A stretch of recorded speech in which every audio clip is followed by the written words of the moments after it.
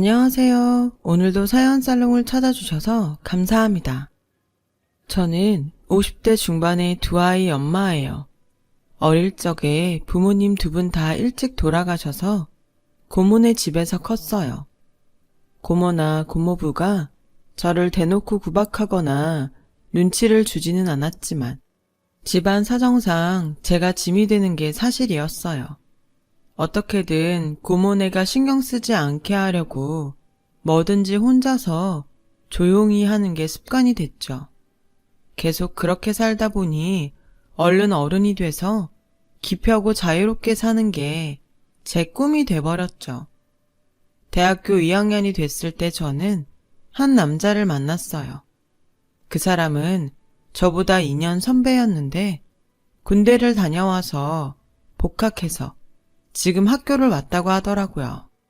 남자는 과 모임에서 저를 보자마자 찍었다며 사귀자고 했고, 저는 그 사람의 과감한 모습이 좋아서 그러겠다고 했습니다.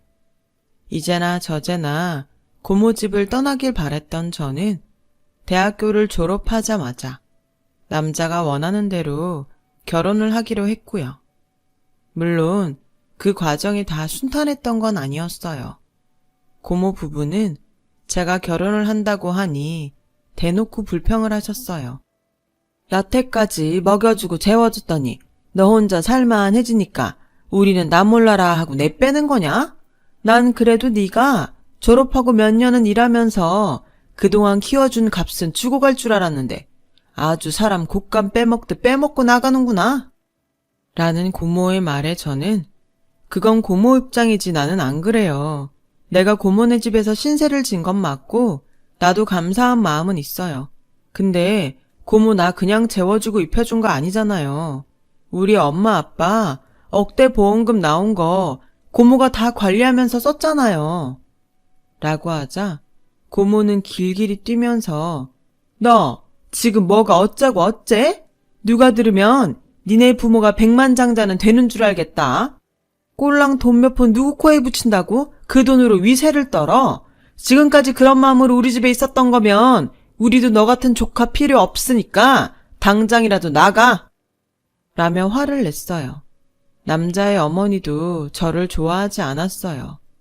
제가 집에 인사드리러 갔을 때 그 사람 어머니는 부모님은 없어도 친척은 있다니까 천혜고아는 아니고 우리 재영이랑 같은 대학이니 학벌은 나쁘지 않고 그 정도로 만족해야 되네? 라며 대놓고 제 처지가 어떤지 말하더군요. 그렇더라도 저는 이 사람과 결혼을 해야 된다고 생각했어요. 아니면 계속 숨죽이며 고모네에서 살게 될 것 같아서 엄청 위기감을 느끼고 있었거든요. 남자도 저와 꼭 결혼하고 싶다고 했고요. 어차피 결혼은 우리 둘이 사는 거지? 아무리 부모님이라도 우리 대신 사는 거 아니잖아. 중요한 건 연이 너랑 내가 맞춰가는 거라고 생각해. 라고 제 마음이 흔들리지 않도록 붙잡아줬어요. 그런 남자의 결단력과 추진력으로 저희는 결혼을 하게 됐죠. 결혼하고 처음 몇 개월은 정말 꿈만 같았어요. 남편은 친구와 무역회사를 차려서 잘하고 있었고, 저는 누구의 간섭도 받지 않는 저만의 공간에서 하고 싶은 걸 마음대로 했어요. 물론 남편이 자기가 인테리어 해놓은 걸 손대지 못하게 했지만 그럴 수 있는 거라고 생각했어요. 하고 싶은 거라고 해봤자 별다른 것도 아니었어요. 아침에 일어나서 마음 편하게 커피도 마시고 거실에서 TV도 자유롭게 보는 그 정도였죠. 그것만 해도 저는 정말 날아갈 것만 같았어요.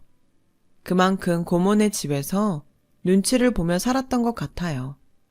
결혼하고 6개월이 지나자 저는 점점 남편 때문에 힘들어지기 시작했어요.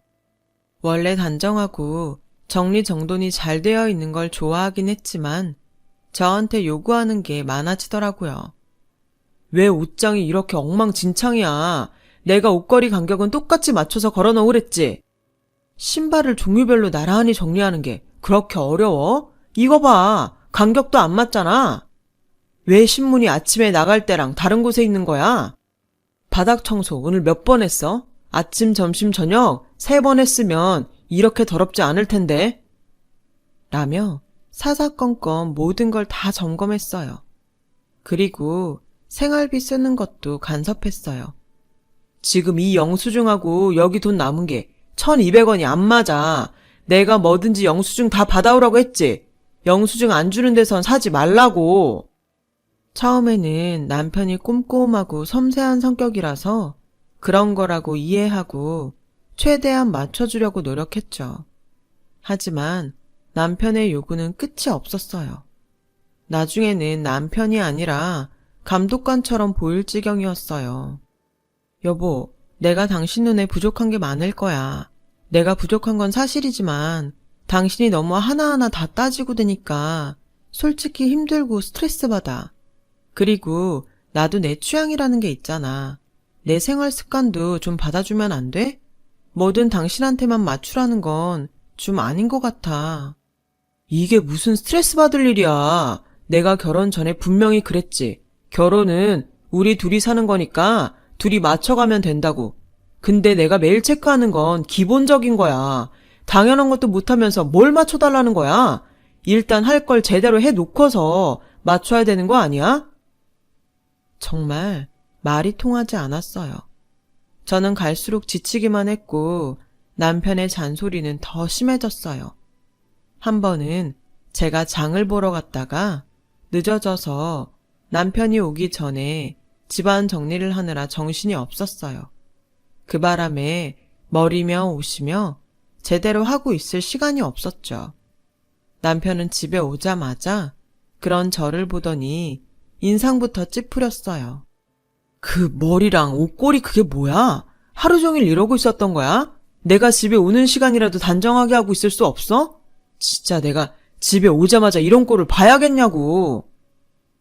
오늘 시장 보는 게 너무 늦어져서 장 보고 집에 와서 정리하느라 그랬어. 어머니가 갈비찜하고 신선로를 만들어서 가져오라고 하시잖아. 재료 사는데도 정말 시간 많이 걸렸다고. 그래서 지금 우리 엄마 때문에 그랬다는 거야? 어떻게 갈수록 제대로 하는 건 없이 게으름만 피우고 핑계 맞느냐? 라더니 문을 탕 닫고 방으로 들어가 버리더군요. 저는 하루 종일 쉬지도 못하고 일만 했는데 남편한테 게으르다며 핀잔만 들으니 너무 서럽더라고요. 시어머니는 거기다 한술 더 떴어요. 워낙에 입맛도 까다롭고 따지는 게 많아서 음식 만들 때도 굉장히 신경 썼는데도 한 번 먹어보고 손도 대지 않는 거였어요. 음식이 어째 다 짜고 달고 그러냐? 내가 전에도 말했지. 음식은 보기 좋아야 하고 그 다음에 간이 맞아야 된다고. 근데 넌 어째 한 번도 간을 제대로 맞춰오질 못하냐? 어머니, 저 이거 요리책에서 보고 간도 거기 써있는 대로 다 맞춘 건데요. 그리고 제가 먹어봤을 때 그렇게 이상하지 않았어요. 또 변명이야? 꼭 제대로 하지 못하는 것들이 이렇다 저렇다 말만 많지. 이러니 집안 살림을 어떻게 할지 안 봐도 뻔하다. 너 내 아들 밥은 제대로 먹이니? 어쩌자고 저런 거랑 결혼을 하겠다고 했는지 원. 저는 정말 더는 못 살 것 같다는 생각을 하루에 몇 번씩 했어요. 하지만 이혼하고 나면 사람들 눈초리는 어떻게 감당할지, 혼자서 살 수는 있을지 걱정되는 게 너무 많았죠. 게다가 그때 막 임신한 사실을 알게 되어서 아이를 위해서라도 제가 참고 살아야 된다고 생각했어요. 그러던 어느 날 남편이 회사 직원들을 집으로 초대한다고 하더군요. 저희가 이사를 하고 얼마 안 됐을 때였어요. 집들이 겸 당신 소개시키는 자리야. 그러니까 제발 잘 좀 해. 나 창피하게 만들 짓 좀 하지 말라고. 지금처럼 이렇게 앞치마에 밥을 묻히고 있지 말고. 라며 인상을 박박 쓰고 출근을 하더군요. 저는 그날부터 집들일 날 뭘 해야 할지 고민했죠. 음식 리스트를 써서 남편한텐 검사도 맡고 그릇 같은 식기는 뭘로 하면 좋을지도 골랐고요. 하지만 일도 너무 많았고 혼자 하기에는 벅찰 것 같았어요. 여보, 이 음식을 나 혼자서는 다 못할 것 같은데 몇 가지는 백화점에서 사오면 안 될까? 그래도 당신이 하자고 한 건 사람들 수에 맞추려면 모자라기도 하고 그냥 다른 그릇들도 같이 놓고 쓰자. 정 힘들면 우리 엄마 불러서 같이 만들어. 내 손님 치르는 음식을 사오는 건 절대 용납 못해. 그리고 그릇도 그래. 내가 항상 품격 있는 걸로 사라고 했지. 맨날 자기가 원하는 거 사야 부엌 일도 더 하기 편하다고 하더니 이게 뭐야? 결국은 이런 중요한 데 쓰지도 못하잖아. 됐으니까 내 카드로 그릇 다시 사. 난 좀 이해가 안 돼. 그냥 회사 직원 몇 명 부르는 거잖아. 근데 이렇게 그릇까지 다시 사고 어머니까지 불러서 일을 벌려야 되는 거야? 그냥 좀 편하게 할 수도 있잖아. 내가 지금 홀몸도 아닌데 당신이 나 좀 맞춰줘. 그러자 남편은 불같이 화를 내면서 우리 회사 직원들이니까 더 잘해야지. 뭐? 일을 벌려? 그럼 당신이 혼자서 잘하면 되잖아. 그리고 남이 안 가진 애 가졌어? 당신은 뭐 하나 일 생기면 그걸로 되게 위세 부리려고 하더라. 잔말 말고 내가 시키는 대로 해. 당신은 조금 힘들다고 안 하려고 하는 그런 버릇 고쳐야 돼. 안 그러면 평생 밥이나 축내는 돼지처럼 살다 죽을걸? 뭐? 지금 뭐라고 했어? 밥이나 축내는 돼지? 내가 틀린 말 했어? 밥벌레라는 말이 턱 밑까지 나오는 걸 겨우 참고 그나마 좋게 말해준 거니까 그런 줄 알아. 저의 인내심은 한계에 다다르고 있었어요. 한때 지도력 있고 추진력 있다고 생각했던 남편의 성격은 독재적이고 이기적인 거였어요. 저는 결국 그릇을 사고 혼자서 그 많은 음식을 다 했어요. 시어머니가 오는 건 더 싫었거든요. 말이 돕는 거지 그냥 앉아서 저한테 잔소리만 할 게 뻔했고요. 그렇게 집들이 날이 되고 회사 직원들이 왔어요. 저는 부엌에서 일을 하느라 밖에 내다볼 새가 없었어요. 그저 사람들이 오는 대로 음료를 내가고 요리를 한 가지씩 내는데 바빴죠. 불 앞에서 땀을 뻘뻘 흘리며 음식을 하는데 거실에서 태평스럽게 떠들며 웃는 목소리들이 들렸어요. 순간 눈물이 핑 돌았어요. 그때 누군가 말하는 소리가 들렸어요. 사모님은 왜 안 보이세요? 저기 부엌에 계신 분 아닌가요? 그냥 식모야, 식모. 와이프 임신해서 친정 갔어. 지금 초기인데 힘든 일을 하면 어떡해. 잘 쉬어야지. 그 말에 직원들은 정말 가정적이시네요. 역시 사장님은 완벽하세요. 라고 하는데 저는 정말 속이 뒤집어지는 것 같았어요. 당장이라도 부엌 미닫이 문을 열고 나가서 소리를 지르고 싶은데 그럴 용기가 안 나더라고요. 저는 겁 많은 저 자신을 원망하면서 부엌에 서서 울기만 했죠. 집들이가 끝나고 제가 따졌더니 남편은 그럼 그깟 음식 좀 한다고 온통 땀범벅에 지저분한 모습으로 있는데 당신을 와이프라고 어떻게 소개해? 그건 당신 이미지에도 안 좋잖아. 내가 다 알아서 잘했잖아. 당신은 나중에 애기 낳고 단정한 모습으로 직원들한테 인사하면 되는 거고. 라며 뭐가 문제인지 모르겠다는 표정을 짓더군요. 저는 도저히 참을 수 없어서 내가 이 집 식모야? 난 당신 아내라고. 라고 소리를 지르자 남편은 난데없이 제 머리를 밀치더군요. 어디서 큰 소리야. 조용히 안 해? 다른 집에서 들으면 동네 창피해서 어쩌려고 그래. 저는 그 길로 밖으로 뛰쳐나갔어요. 밤중에 얼마나 길거리를 헤매고 걸어 다녔는지 몰라요. 일만 하고 아무것도 먹지 못한 저는 기절을 했다가 병원 응급실에서 깨어났고 아이가 유산됐다는 의사 말을 들었어요. 남편은 밤새 들어오지 않은 저를 찾지도 않고 회사에 출근했더라고요. 남들한테 보이는 게 더 중요한 사람이니 제가 집 나갔다가 아이 유산되고 병원에 있다는 걸 누가 알까봐 걱정만 하더라고요. 제가 유산하자 시어머니는 집에서 남편 얼굴도 세워주지 못해 아이도 제대로 못 낳으면 내가 그런 며느리를 왜 보고 있어야 되니? 라며 은근히 이혼을 하라고 압박을 주기 시작했어요. 저도 아이를 잃은 순간 더 이상 무서울 게 없다는 생각이 들었고 남편과 이혼을 하고 집을 나왔어요. 남편이 워낙 센 변호사를 선임해서 그동안 저 때문에 결혼 생활이 힘들었다고 제가 잘못 돈을 쓴 영수증이나 집안 살림살이 잘못 샀다는 걸 증거로 들어서 위자료도 제대로 못 받았죠. 남편은 모든 일에 다 대비를 하고 있었던 거예요. 저는 고모네로 가지 않고 작은 방을 얻어서 베이킹 자격증을 땄어요. 빵 굽고 디저트 만드는 걸 원래도 좋아했고요. 배울수록 재미있어서 정말 푹 빠져서 했죠.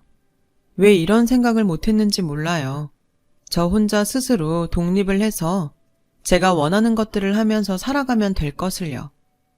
그렇게 자격증을 따고 몇 개월간 동네 빵집에서 일을 하다가 고급 레스토랑 디저트 담당으로 면접을 보게 됐어요.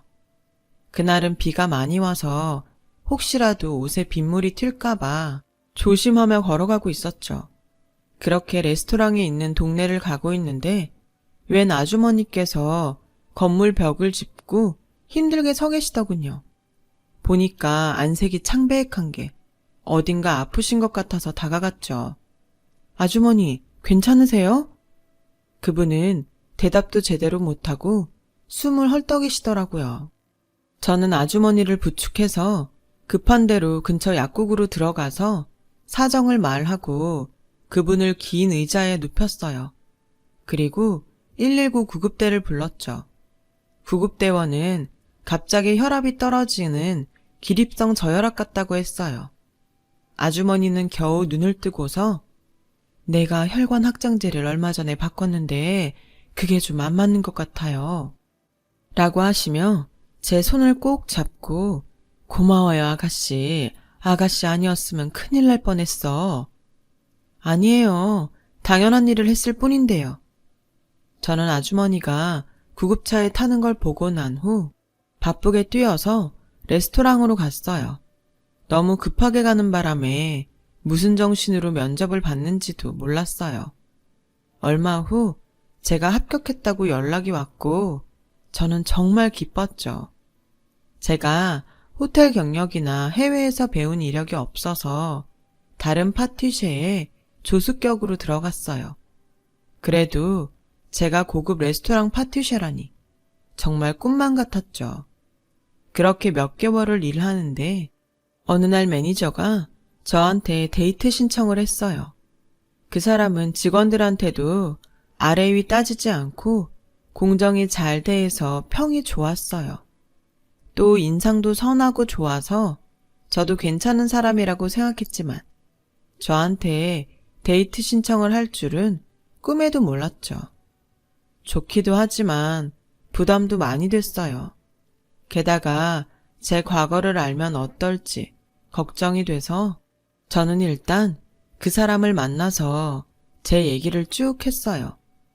이렇게 제 사적인 얘기를 하는 건 이래도 아무 거리낌이 없으면 저를 만나셔도 되고 조금이라도 마음에 불편한 게 있으면 시작하지 않는 게 좋을 것 같아서예요. 정말 이상한 사람들이 다 있네요. 그동안 혼자서 얼마나 힘들었어요. 마음이 불편하다뇨. 저는 그런 거 없어요. 실은 저도 약혼했다가 파혼한 적이 있는걸요.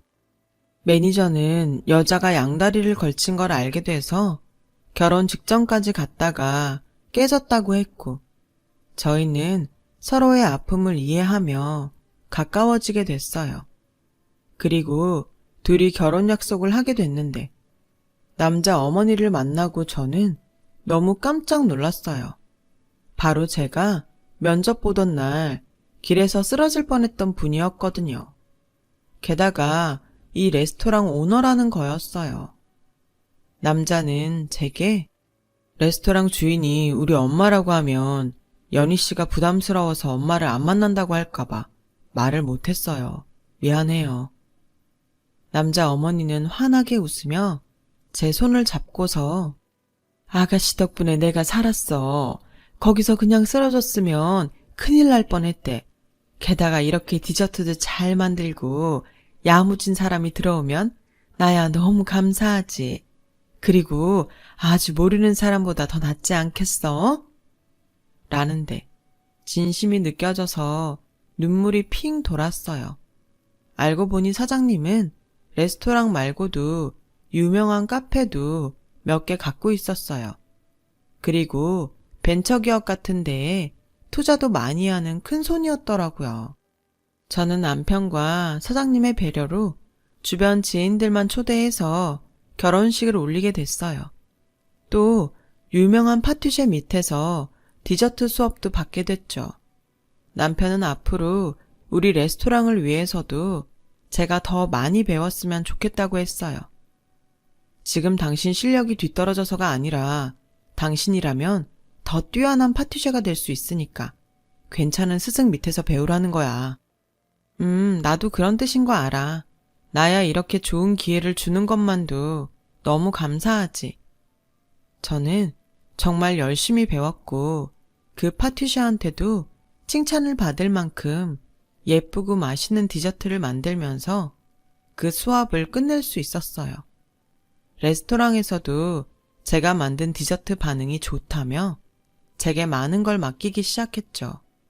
그렇게 바쁘고 행복한 날들을 보내고 첫 딸을 낳게 됐어요. 아기가 100일이 지나고 얼마 안 돼서 아이를 처음 데리고 레스토랑에 갔어요. 남편 사무실로 가려는데 어머니 사무실 안에 누가 앉아있는 게 보이더라고요. 무심히 쳐다봤는데 전 남편이었어요. 저는 너무 놀라서 얼른 그 자리를 피했죠. 나중에 얘기를 들으니 전 남편이 사업을 확장해서 화장품을 만들었는데 그 일에 돈이 많이 들어가서 시어머니한테 투자를 부탁하러 왔다더군요. 그 사람이 다시 레스토랑으로 온다는 얘기를 듣고 일부러 그 시간에 맞춰 레스토랑에 갔어요. 전 남편은 저를 금세 알아보고는 비웃으며 저를 쳐다보더군요. 이게 몇 년 만이야? 살아는 있었네. 근데 당신이 이런 데를 어떻게 와? 라며 저를 위아래로 계속 훑어봤어요. 그때 남편이 뒤에서 여보, 왔으면 말을 하지. 여기서 뭐해? 라며 저를 불렀고 제 남편을 알아본 그 남자는 얼굴 표정이 변했어요.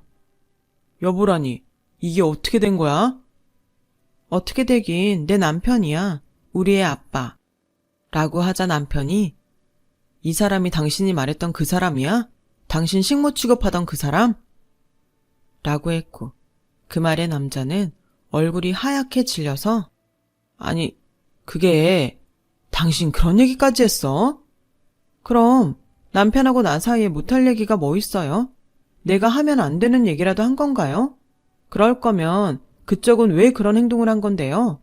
남들한테 쪽팔리고 부끄러운 건 절대 용납 못하면서 나한테는 왜 그랬냐고요? 그리고 나한테 당신이니 뭐니 하면서 반말하지 마세요.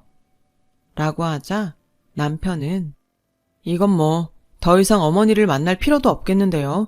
그만 돌아가 주시죠. 그건 제가 사장님이랑 할 얘기지 자제분이 끼어들 사항은 아닌 것 같은데요.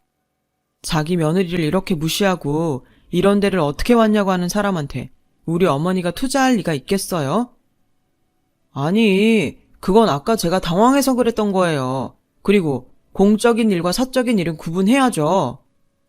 라는데 전 남편은 굉장히 절박해 보였어요.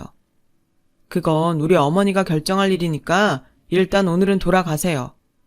라고 하자 전 남편은 얼굴이 하얗게 질려서 아무 말도 못하고 돌아갔어요. 그리고 다음날 레스토랑에 가는 저를 찾아왔더군요. 당신이 뭐라고 말했는지 모르겠지만 사업하는 사람들끼리 얘기해. 당신 사적 감정 집어넣지 마. 그쪽이야말로 나한테 이러지 말고 할 말 있으면 우리 어머니한테 하세요. 왜 아침부터 반말이나 찍찍하면서 남의 기분 잡치게 이러는지 모르겠네. 라고 하자 그 사람은 저를 붙잡고서 나 이 투자 꼭 받아야 돼. 그러니까 다른 말 하지 말라고. 라길래 저는 팔을 뿌리치며 이거 놔. 지금 나한테 이래라 저래라 명령하는 거예요? 내가 아직도 그쪽 와이프로 살던 사람으로 보여요? 라는데 직원이 나와서 저한테 디저트 박스를 주니까 그 사람은 그제야 뒤로 물러났어요. 저는 디저트 박스를 가지고 시어머니가 지인들을 만나서 브런치를 하고 있는 호텔로 갔어요. 시어머니가 제가 만든 디저트를 사람들한테 선물하고 싶다고 하셨거든요. 그런데 전 남편은 기어이 거기까지 쫓아오더군요. 브런치 카페로 들어가려는 저를 막고서 당신 시어머니한테 딴소리 한 거 없지? 나 꼭 만나서 투자 받아야 된단 말이야. 라며 제 손목을 붙잡길래 이거 놔요! 라며 소리를 질렀죠. 그러자 시어머니가 나오셨어요. 시어머니는 그 남자를 보고는 무슨 일인지 알아차리시고 그쪽이 내 며느리를 그렇게 괴롭혔다면서요. 나는 사람 위에 사람 있는 그런 작자들한테는 절대 투자 안 합니다. 라고 딱 잘라 말하시더라고요. 그 남자는 마음이 급했는지 시어머니를 붙잡고 사장님, 약속은 지켜주셔야죠. 부탁드립니다. 네? 내가 한번 보자고 약속은 했고 나머지는 검토해보겠다고 했잖아요. 한번 본 건 약속 지켰고 검토해보고 투자를 안 하겠다는 건데 무슨 약속을 더 지키라고 그래요? 라고 하니 그 사람은 저한테 여보, 내가 전에는 미안했어. 그러니까 말 좀 잘해줘. 응? 라며 매달리자 시어머니가 여기 손님들이 이런 불편을 겪는데 가만히 있어요? 이 사람 좀 정리해주세요. 라고 하자 호텔 직원들이 와서 전 남편에게 여기서 이러지 말라고 나가달라고 하더라고요. 그 남자는 어쩔 수 없이 끌려가다시피 자리를 떴어요. 알고 보니 그 사람은 무리하게 사업을 확장하다가 자금을 다 탕진했고 재혼한 여자도 그 사람을 속이고 집문서를 가지고 도망갔다고 하더라고요. 그 뒤로 그 남자 어머니가 저를 찾아와 도와달라며 사정했지만 저는 냉정하게 거절했어요. 사실 투자를 하는 건 시어머니 일이지 제가 아니어서 할 수 있는 일도 없었거든요. 시어머니는 그 남자한테는 절대 투자하지 않겠다고 하셨죠. 그 뒤로 그 남자는 사업을 정리하고 지방으로 내려가서 자기 어머니랑 어렵게 산다는 얘기만 들었어요. 저는 아들을 하나 더 낳고 지금까지도 남편과 잘 살고 있고요. 시어머니도 저와 저희 애들을 많이 아껴주신답니다. 저도 시어머니한테 더 잘하려고 노력하고 있고요. 어려울 때 저 같은 사람도 좋은 날이 왔잖아요. 다들 정말 힘내셨으면 좋겠습니다. 그럼 좋은 하루 되세요. 제 사연을 들어주셔서 감사해요. 여러분, 사연 댓글에 응원과 현명한 조언 부탁드려요. 좋아요와 구독은 저에게 큰 힘이 됩니다. 오늘도 좋은 일 가득하세요.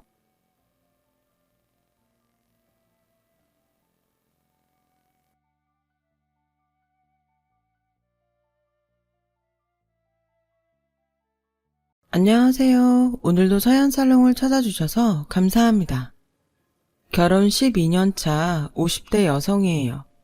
인생에 결혼은 한 번뿐이라고 다짐했는데 세상 일이 제 마음대로 되지 않더라고요. 저는 철없던 시절에 만나 결혼을 했던 첫 남편한테 결혼 2년 만에 배신당하고 이혼을 했어요. 믿었던 남편의 외도 때문이었죠. 이제 갓 20살밖에 안 된 남편의 내연녀가 제게 그러더군요. 아줌마, 그러게 남편 단속을 제대로 했어야죠. 남편 마음이 떠날 때까지 아줌마가 한 게 뭐 있어요? 그래놓고 왜 나한테 따지는데요? 자기 남자 못 지킨 아줌마 죄예요. 그러니까 피해자인 척 그렇게 행동하지 마세요.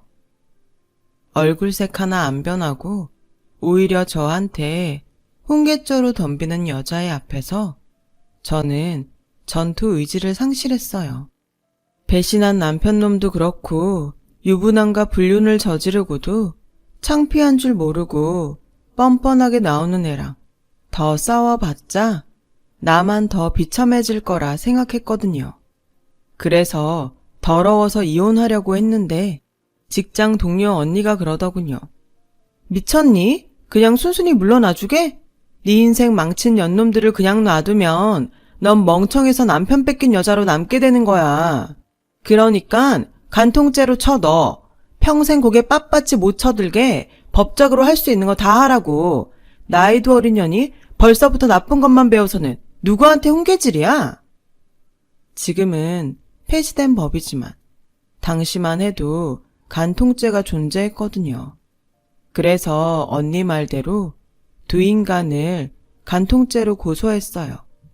더럽다고 피하기만 할 게 아니라 죗값을 치르게 해야겠다 생각했죠. 그랬더니 얼마 뒤 당시 대학생이던 전남편 내연녀가 집으로 찾아와 두 손 싹싹 빌며 소송을 취하해달라고 사정을 하더군요. 간통 사실이 알려지면 학교도 잘리고 부모님 손에 맞아 죽는다나요. 제 앞에서 고개 빳빳이 들고 남편 간수 잘하라고 큰 소리 치던 애가 말이죠. 언니, 제발 한 번만 용서해 주세요.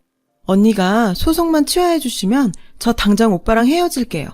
저 이제 겨우 20살이에요. 간통력 꼬리표 달고는 시집도 못 간다고요. 제발 저 한 번만 살려주세요. 남의 인생은 쓰레기통에 쳐놓곤 넌 멀쩡히 시집갈 생각을 했니? 너 같은 게 공부는 해서 뭐하니? 그 좋은 머리로 다른 사람 가슴에 못이나 박으래가 뻔뻔하게 나 찾아와 용서해달라는 말 하기 전에 네가 한 짓을 생각해. 너라면 순순히 소송 취하해 주겠니? 그러니까 죗값 달게 받아. 저는 울면서 매달리는 내연녀를 집 밖으로 내쫓았어요. 그 후로도 남편과 내연녀가 번갈아 가며 소송을 취하해달라고 찾아왔지만 문도 열어주지 않았죠. 결국 첫 번째 남편과 저는 그렇게 이혼을 하게 되었어요. 29에 이혼녀가 된 저는 이후 남자와는 담을 쌓고 살았어요. 누군가를 만나는 게 겁이 나더라고요. 이혼녀라는 걸 밝히는 것도 힘들었지만 남자한테 또 다시 배신을 당할지 모른다는 생각에 쉽게 마음이 열리지 않더라고요. 그렇게 저의 20, 30대가 지나갔어요. 주변에선 과부 수절하는 것도 아니고 왜 그러고 사냐고 했지만 마음이 내키지 않는 걸 어쩌겠어요. 그런데 이렇게 꽁꽁 얼어있던 제 마음을 녹여준 남자가 생겼지 뭐예요. 그날 저는 여름 휴가를 받아 모처럼 머리를 하려고 집 근처 헤어샵을 찾았던 참이었어요. 딱히 단골 헤어샵이 있는 것도 아니라서 오픈 기념 30% 할인을 한다는 말에 돈 좀 아껴보자고 찾아간 거였죠. 그런데 가게에 들어서자마자 깜짝 놀랐지 뭐예요. 글쎄 헤어샵 주인이 남자더라고요. 게다가 직접 머리도 맡아 한다나요? 그 말에 내심 잘못 들어왔다 싶었어요. 남녀 차별을 한 건 아니지만 왠지 남자 헤어 디자이너는 불편했거든요. 큰 헤어샵이야 어떨지 모르지만 동네 헤어샵에 남자라니. 그런 제 속마음을 알아챘는지 남자가 제게 그러더군요. 남자라서 불편하세요? 그러시면 머리 안 하셔도 돼요. 그래도 오픈날이니까 앉아서 떡이랑 커피라도 드시고 가세요. 보다시피 가게에 손님도 없고 저도 좀 심심해서요. 오픈집에 들어와 떨떠름한 표정을 짓고 있는 손님이 미울만도 한데 남자는 웃는 얼굴로 제게 커피를 건네더군요. 그 모습을 보고 커피마저 사양할 수가 없어서 일단 소파에 앉았어요. 가게 안은 환하고 깔끔한 게 좋더군요. 문제라면 저 외에는 손님이 하나도 없다는 거였죠. 그 바람에 전 남자와 마주 앉아 얘기를 나누게 되었어요. 남자는 아내 없이 혼자서 중학생 딸을 키우고 있다고 하더라고요. 기껏해야 30대 초반 정도로 보였는데 40이 넘었다는 거 있죠. 요즘처럼 경기가 안 좋을 땐 큰 샵에서 월급 받으며 일하는 게 안정되고 좋긴 한데 딸애 때문에 도저히 안 되겠더라고요. 여자애라 아무래도 걱정이 돼서 밤늦게까지 혼자 둘 수가 없어서요. 비록 가게에 딸린 집이지만 그래도 딸애를 옆에 끼고 일을 할 수 있어서 얼마나 다행인지 몰라요. 게다가 제 샵을 차리는 게 꿈이었는데 어쨌거나 그 꿈도 이루게 됐고요. 이래봬도 청담동에 있는 유명 샵에서 갈고 닦은 솜씨라 실력만은 누구보다 자신 있어요. 노력은 배신을 안 한다고 그동안 열심히 해왔거든요. 그러니까 언제든 마음 바뀌시면 한번 와주세요. 부드럽지만 자신감 있는 남자의 눈빛에 믿음이 가더라고요. 그래서 머리를 하게 되었어요. 남자는 그러지 않아도 된다고 한사코 사양을 했지만 어차피 머리 하려고 들어온 거니까 그냥 해달라고 했죠. 그렇게 가운을 걸치고 자리에 앉았고 남자는 제 모발 상태를 확인하더니 건강한 모발이라서 따로 영양제는 쓰지 않아도 되겠다고 하더군요. 지금까지 매번 강요하듯 영양제도 해야 한다던 다른 헤어샵과는 달랐어요. 그래서 더 믿음이 가더라고요. 남자가 제 머리에 롯들을 마는 사이 동네 아줌마들이 가게에 들어왔어요. 저처럼 주인 남자를 보고는 이내 발길을 돌리려던 아줌마들은 머리를 하고 있는 저를 보고는 갈등을 하는 눈치더군요. 그러더니 오픈 세일하는 거 맞아요? 하고 물으시곤 다들 소파에 앉았죠. 남자는 손님들한테 떡과 커피를 내어주곤 다시 제 머리를 말기 시작했어요. 그리곤 저한테 덕분에 손님이 늘었다며 고맙다고 하더군요. 다행히 파마도 잘 나왔고 30% 할인까지 받은 덕에 저는 기분 좋게 집으로 돌아올 수 있었어요. 그리고 그 후 헤어샵을 지날 때마다 남자와 눈인사를 나누게 되었죠. 오픈한 지 얼마 안 돼 남자의 헤어샵은 동네 사랑방이 되었어요. 가격도 적당하고 무엇보다 정직하게 장사를 한다는 걸 다들 알았으니까요. 그렇게 3개월쯤 지난 어느 날이었어요. 퇴근 후 친구랑 영화를 보고 오느라 11시가 다 돼서야 집에 오게 되었는데 헤어샵에 불이 켜져 있더라고요. 평소 같으면 불이 꺼져 있을 시간이라 전면 창 너머로 안을 훑어봤는데 글쎄 안에서 남자가 중년 여성이랑 싸우고 있더라고요. 중년 여성은 남자의 멱살을 쥐고 흔들며 고래고래 소리를 치고 있었어요. 엄마가 딸이랑 살겠다는데 네가 무슨 상관이야. 내 딸 내놔. 내놓으라고. 그러고 보니 남자가 혼자 딸을 키우고 있다고 했던 말이 생각났어요. 아내에 대한 말이 없길래 내심 사별한 게 아닐까 생각했는데 대화 내용을 들어보니 이혼을 한 거였더라고요. 괜히 남의 일에 끼어들기 싫어서 저는 그대로 집으로 돌아왔어요. 샤워를 하고 TV 앞에 앉았는데 마침 맥주 광고가 나오더라고요. 그걸 보니 어찌나 맥주가 땡기던지 금요일 밤이라 다음날 출근 걱정도 없고 해서 집 근처 편의점에 맥주를 사러 나갔어요. 그런데 남자가 편의점으로 들어오더군요. 남자는 제 손에 들린 캔맥주를 보더니 같이 한잔 하겠냐고 했죠. 그래서 우린 편의점 앞에 놓인 야외 테이블에 앉아 맥주를 마셨어요. 남자는 말없이 연거푸 맥주를 마셨어요. 그가 부인이랑 싸우는 걸 본 저는 왠지 남자가 가엾게 느껴지더라고요. 그래서 저도 모르게 툭 말이 나와버렸죠. 기운 내세요. 제 말에 남자는 놀라는 표정이었어요. 그 순간 내가 실수를 했구나 싶었죠. 사실은 아까 가게 앞을 지나다가 아내분이랑 다투시는 걸 봤어요. 남자는 잠시 말이 없더니 그러더군요. 3년 전에 이혼했어요. 애엄마가 저랑은 더는 못 살겠다고 그러더라고요. 저랑 사는 게 재미가 없다나요? 알고 보니까 남자가 생겼더라고요. 그런데도 전 아내를 붙잡았어요. 초등학생인 딸아이 때문에요.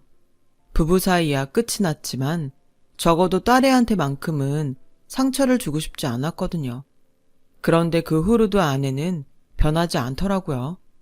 제가 일하러 나간 사이에 아이가 있는데도 집으로 남자를 불러들였더라고요. 딸애가 울면서 저한테 그 얘기를 하는데 더는 안 되겠다 생각했어요. 그래서 바로 이혼을 했어요. 그런데 얼마 전부터 딸애를 내놓으라고 저렇게 난리를 피우네요. 아무래도 애는 엄마 손에 자라는 게 나을 것 같아서 저도 그럴까 했는데 주변에 알아보니 애 엄마가 빚 때문에 양육비를 빌미로 저한테 돈을 뜯으려고 하는 것 같더라고요. 저야 어찌됐건 간에 딸애만 잘 키워준다면 무슨 걱정이겠어요. 그런데 여전히 남자 문제도 복잡하고 워낙 술 마시고 노는 걸 좋아해서 도저히 안 되겠더라고요. 오늘만 해도 돈 300 지어주니까 더는 딸의 얘기도 안 꺼내겠다며 바로 돌아가지 뭡니까. 이런 여자한테 딸애를 맡길 생각을 했던 제가 한심하더라고요. 저는 29에 이혼을 했어요. 남편한테 여자가 생겼었거든요. 그 사실을 확인하기까지 몇 달 동안 미친 여자처럼 살았어요. 남편 휴대폰 통화 내역을 살피고 옷에 붙어있을지 모를 머리카락을 찾아대고 남편을 미행한 게 한두 번이 아니었어요. 그러다 막상 내연녀를 만나고 보니까 아무 말도 못하겠더라고요. 너무 어리고 예뻤거든요. 남편은 아직 이런 여자를 만날 수 있을 정도로 매력이 있는데 나는 나이보다도 훨씬 늙어 보이고 외모도 형편없다는 생각이 들어서 철회항하더라고요. 배우자의 외도보다도 내가 더 이상 여자로서 매력이 없다는 사실이 더 서글펐어요. 그렇지 않아요. 충분히 매력적이세요. 처음 저희 샵 문을 열고 들어왔을 때 심장이 멈추는 줄 알았거든요. 남자는 수줍게 고백하듯 말했어요. 그 모습에 그동안 잊고 있었던 연애 감정이 살짝 올라오더라고요. 그날부터였어요. 제가 이 남자한테 호감을 느낀 거는요. 하지만 한번 실패를 했던 처지라 쉽게 마음이 가는 대로 움직일 수는 없었어요. 그래서 여전히 손님과 헤어 디자이너 사이를 유지하며 지냈죠. 그런데 생각지 않게 기회가 왔어요. 당시 중학교 1학년이던 남자의 딸애가 생리를 시작한 거예요. 생리용품에 대해 무지한 남자는 제게 전화해 도움을 청했죠. 저는 근처 속옷 가게에 들러 위생 팬티를 사고 슈퍼에서 용도별 생리대를 사서 남자의 헤어샵으로 갔어요. 그리곤 헤어샵과 연결된 안채로 가서 딸아이한테 사용법을 알려주었죠. 그 일로 남자와 가까워진 건 물론이고 딸애와도 가까워졌어요. 한창 엄마 손이 필요한 때라 더욱 그렇게 되었죠. 이후 속옷도 직접 골라주고 아빠와 하기 힘든 고민 상담도 해주며 딸애와 많이 가까워졌어요. 남자와의 재혼 이야기를 먼저 꺼낸 것도 바로 딸애였어요. 그렇게 딸애의 전폭적인 지지를 받으며 우리는 만난 지 2년 만에 재혼을 하게 되었어요. 주변에선 남의 애 키우는 게 쉬운 일이 아니라며 걱정을 했지만 다행히도 딸애는 저를 잘 따라주었어요. 사춘기 때라 반항을 할 법도 한데 부모의 이혼으로 일찍 철이 들어서 그런지 다른 집 애들 같지 않게 순탄하게 잘 자라주었어요. 저와는 친구 사이 같은 모녀 관계였죠. 재혼 가정이지만 서로 비슷한 이유로 실패를 했던 경험이 있어서 그런가 우리 부부는 그 흔한 부부싸움 한 번 없이 10년 넘게 결혼 생활을 이어갔어요. 그 사이 딸애는 대학을 졸업하고 번듯한 회사에 취직도 했고, 대학생 때부터 만나온 남자와 결혼 얘기가 오가게 되었어요. 재혼 가정이라 시댁 어른들이 싫어하지 않을까 걱정을 했는데, 다행히 그 문제로 별 말이 없어서 내심 다행이다 싶었죠. 그런데 생각지도 않은 문제가 터지고 만 거예요. 글쎄, 남편의 전 부인이 헤어샵으로 찾아왔더라고요. 엄연히 생모가 살아있는데 계모가 부모 자리에 앉는 게 말이 돼? 내가 배 아파 낳은 딸이야. 당신이 뭔데 엄마 자리를 탐내? 다짜고짜 결혼식 날 신부 측 부모 자리에 앉겠다며 생떼를 쓰는 전부인 탓에 남편과 저는 골머리를 앓게 되었죠. 안 그래도 시댁에 책 잡힐까봐 걱정이라 더더욱 그랬어요. 그래서 딸아이를 생각해서라도 제발 마음을 돌려달라고 사정을 했죠. 그랬더니 전부인이 그러더라고요. 좋아요. 그럼 우리의 혼수는 내가 직접 준비하게 해주세요. 엄마로서 그 정도는 해주고 싶네요. 전부인의 뜻밖의 제안에 저는 솔직히 감동했어요. 그동안 딸애한테 못해준 엄마 노릇을 뒤늦게나마 혼수로 갚으려고 그러는 거라고 생각했으니까요. 그런데 알고 보니 그게 아니더라고요. 뭐? 전부인이 혼수 자금을 계좌로 보내라고 했다고? 그게 무슨 소리야? 자기 입으로 혼수는 직접 자기가 준비하겠다고 했잖아? 글쎄 알고 보니 혼수용품은 자신이 딸애랑 다니면서 골라줄 테니 돈은 남편 보고 내라고 했다는 거예요. 딸애한테 혼수 비용을 자기가 대주는 걸로 해주면 결혼식장엔 얼씬도 안 하겠다나요? 딸한테 생색은 자신이 내고 돈은 우리한테 내라 이거죠. 괘씸하기는 했지만 딸애를 위해서 우리 부부는 그러기로 했어요. 남편은 이 일로 제게 많이 미안해했어요. 당신이 나한테 미안할 게 뭐야. 그 여자가 염치 없는 거지. 그 여자 심보는 고약하지만 그래도 우리 딸 책 안 잡히게 해주자고. 우리 부부는 전부인 요구대로 딸애한텐 친모가 혼수를 해주는 걸로 얘기했어요. 그 말에 딸애는 많이 놀라면서도 감동한 눈치더라고요. 며칠 뒤 친모와 가전제품을 고르기로 한 딸애는 점심때쯤 집을 나섰어요.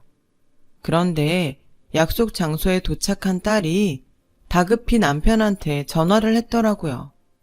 약속 시간이 지나도록 엄마가 안 나오길래 전화를 했더니 없는 번호로 나온다고요.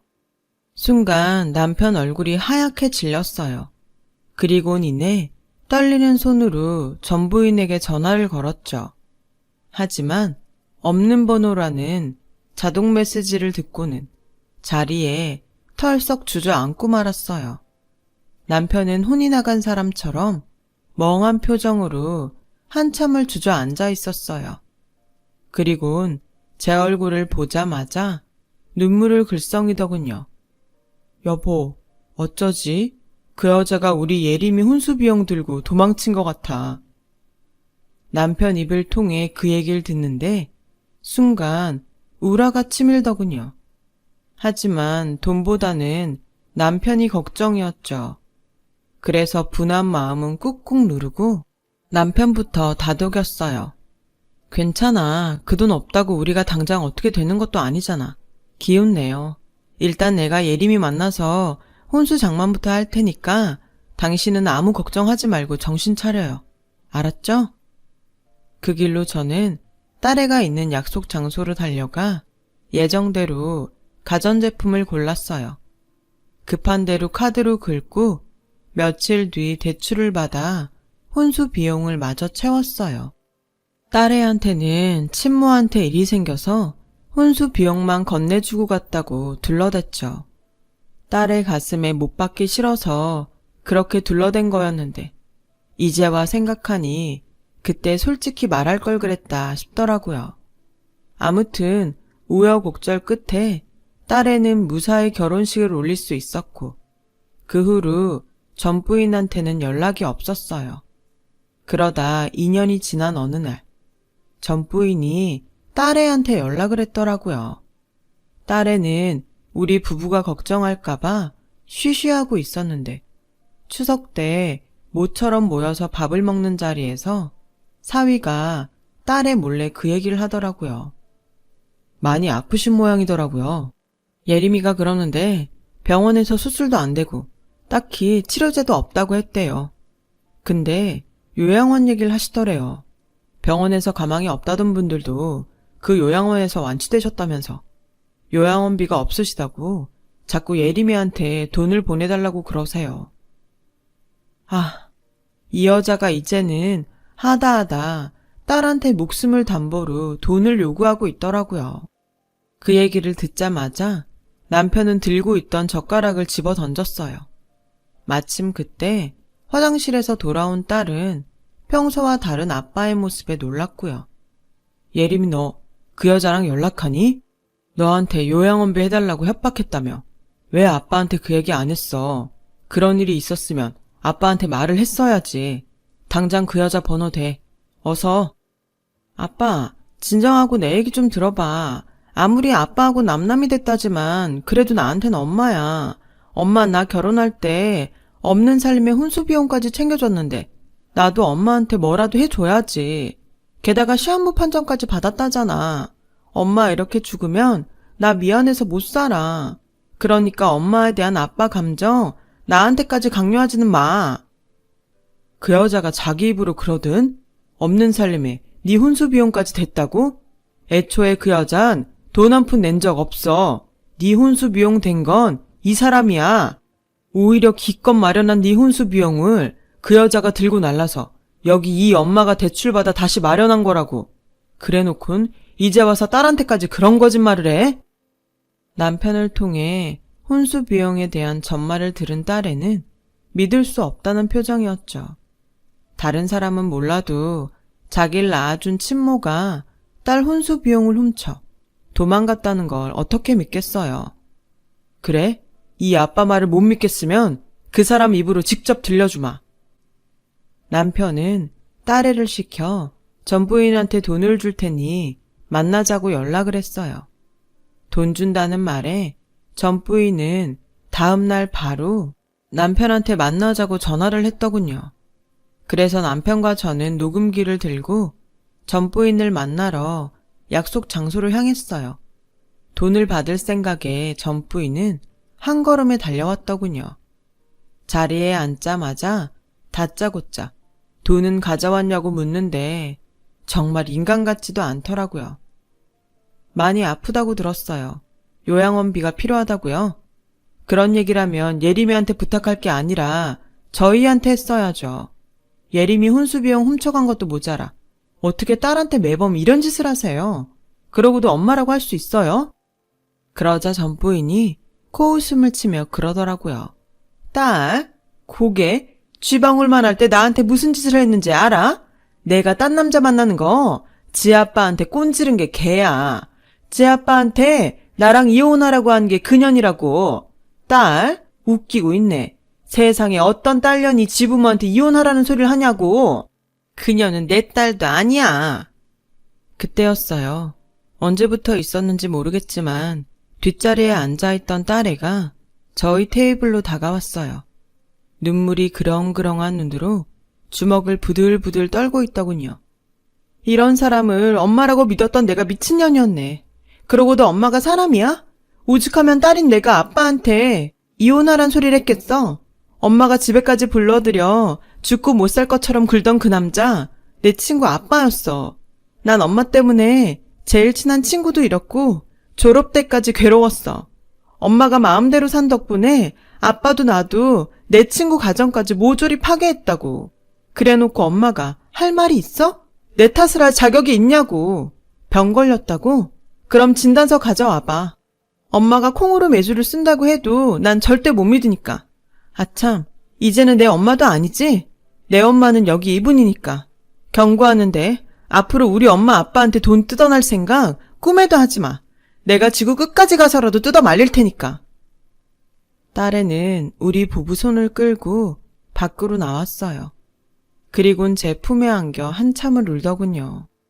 아이처럼 엉엉 우는 딸애를 보니 가슴이 무너지는 것 같았어요. 남편과 제가 딸애한테 너무 모진 짓을 한 것 같았거든요. 그래서 우리 부부도 많이 울었어요. 하지만 우리 부부의 걱정과 달리 딸애는 오히려 지금이라도 친모의 본심을 알게 돼서 다행이라고 하더군요. 안 그랬더라면 앞으로 무슨 일이 있을 때마다 질질 끌려다녔을 거라고요. 비 온 뒤 땅이 굳는다고 그 일이 있고 우리 가족은 더 끈끈해질 수 있었어요. 이제야 진짜 가족이 된 것처럼 말이죠.